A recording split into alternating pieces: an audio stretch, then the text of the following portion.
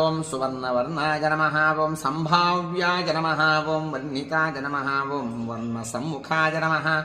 ओम सुवर्णमुखरीतिरसिबध्यातपदाम्बुजाय नमः ओम दाक्षायणीव च स्पुष्टाय नमः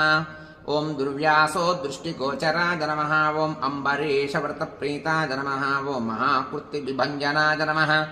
ओम महाभिचारक ध्वंसिने नमः ओम कालसर्पभयान्तकाय नमः ओम सुदर्शनाय नमः ओम कालमेघश्यामलाय नमः ओम श्रीमन्त्रभाविताय नमः ओम हेमाम्बुजयरत्नायिने नमः ओम श्रीमनोभाविताकृतये नमः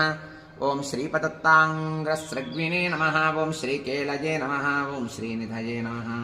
ओम भवाय नमः ओम श्रीप्रदाय नमः ओम वामनाय नमः ओम लक्ष्मीनायकाय नमः ओम चतुर्भुजाय नमः ओम संतृप्ताय नमः ओम तत्पिताय नमः ओम तीर्थस्नातृसौख्यप्रदर्शकाय नमः ओम अगस्त्य स्तुति संहृष्टाय नमः ओम दर्शिता व्यक्तभावनाय नमः ओम कपिलाक्षिषे नमः ओम कपिलवते नमः ओम सुस्नादाघविपाटनाय नमः ओम वृषाकपये नमः ओम कपिस्वामी मनोत्सन्ति विग्रहाय नमः ओम वह्निप्रियाय नमः ओम अर्धसम्भाव्याय नमः ओम जनलोकविधायकाय नमः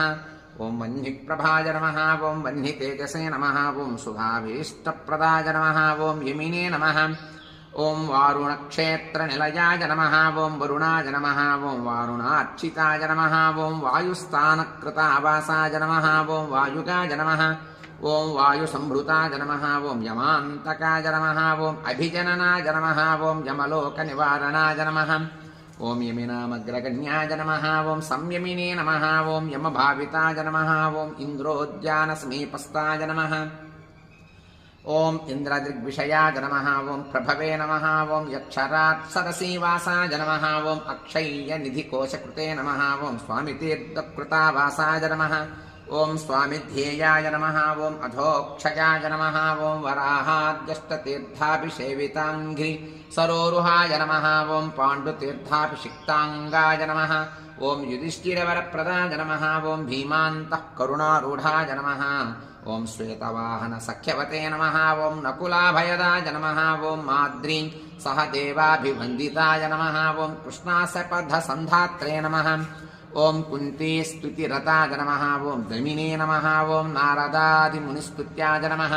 ओम नित्यकर्मपरायणाय नमः ओम दर्शिताव्यक्तरूपाय नमः ओम वीणानादप्रमोदिताय नमः ओम षट्कोटितीर्थचर्यावते नमः